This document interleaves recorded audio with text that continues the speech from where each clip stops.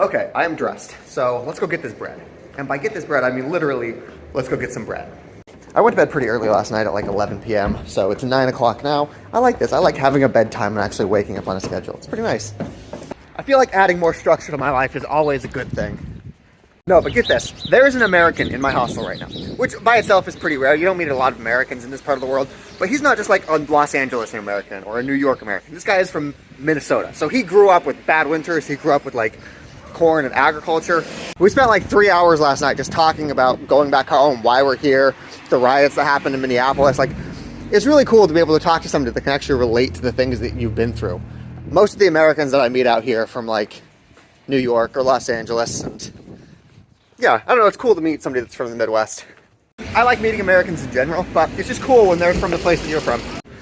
Looks like we don't have any burritos though. Yeah, I don't really want one of these sandwiches either. Let's go to a different store.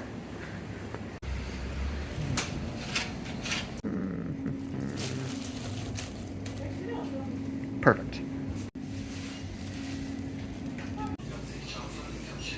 This right here was $2.48. $2.48 for the sandwich, the burrito, and the burrito is so warm. I like that. They kept this one warm. And the drink.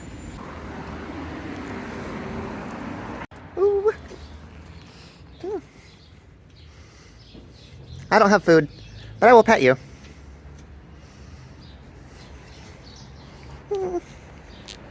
Oh, it's so soft. I think this is actually somebody's pet. Its fur is not coarse enough to be a stray. Okay, well, would you look at that? We got almost 6 miles of walking in. That's good. It's a good day's worth of walk. Oh, it is so warm outside. It's fantastic. The weather here is fantastic right now. You know what? I want to be productive today. I feel like the past like month, maybe 2 months, I've been just incredibly lazy, and I want to change that. But you're not just going to do it like immediately, so let's do baby steps. Let's go film a TikTok. It's a good first step for today. What are we going to film? Not a damn clue. I do need to rehydrate though, so let's come over here and get another one of these guys. Yeah, it's cold enough. This right here was $1. I want everybody in America that's dealing with all that hyperinflation and super expensive gas to look at this and remember, I am paying $1 for my Coke, so suck it. Watch this. One of the benefits of drinking sugar-free drinks like this is they don't have sugar in them, so if you spill it on your hands won't get sticky afterwards. It's kind of nice. If you want a successful TikTok, that's basically all you've got to do. Find something that's mildly interesting and then voice your opinion on it. Takes like 10 seconds. I'm going to go charge my smartwatch again because tracking my workout for like 7+ miles has drained the battery a bit. Normally I can get like 3 days out of my smartwatch unless I do a lot of workout tracking like that. And now we are off to the coffee shop. See, I would like to work in this hostel, like go get some energy drinks and go downstairs, but it's really full. They don't have any tables or any like communal space in the actual hostel part, so you have to go downstairs where I showed you guys earlier.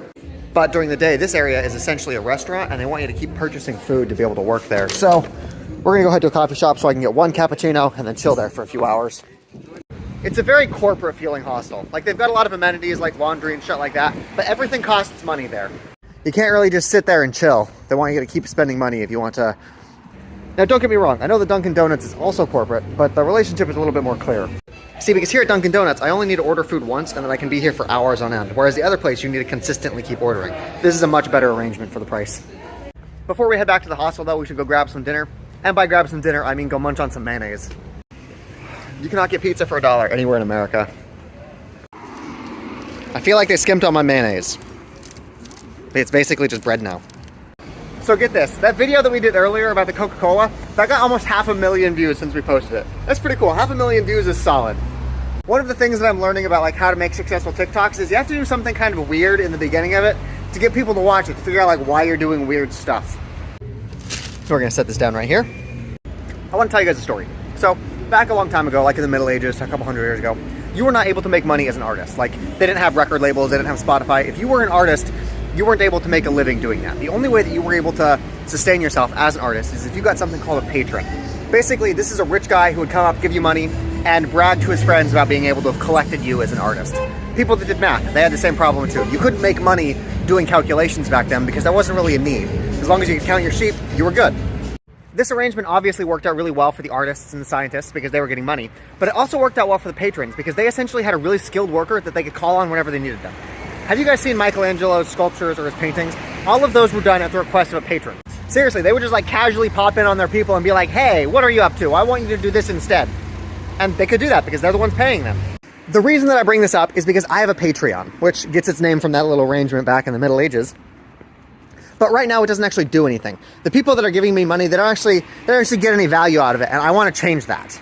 I want my patrons to have a say in the kinds of things that I create. I want them to be able to come in every week and be like, hey, you should go try that thing. You should go do this. And have me actually do that. Like, I want to give them some influence in the kinds of things that they're actually paying for, because they're paying for it. We're going to start small with food so that we can work out the kinks of how this voting thing works. But every week, you guys will get to decide one piece of food that I have to eat. And I have to find out how to get it, film it, and review it. So if you guys want me to have like gourmet steak, I will have to figure out how to get steak here in Georgia and make that happen for you guys. And then as we figure this out, as we figure out how to make this actually work effectively, we can move on to bigger things, like places you want me to go, activities you want me to try, because I want you guys to have a say in the kinds of things that I do. So if that's something you guys are interested in, the link is in the description. But if you guys end up watching me eat like squid someday, that's why.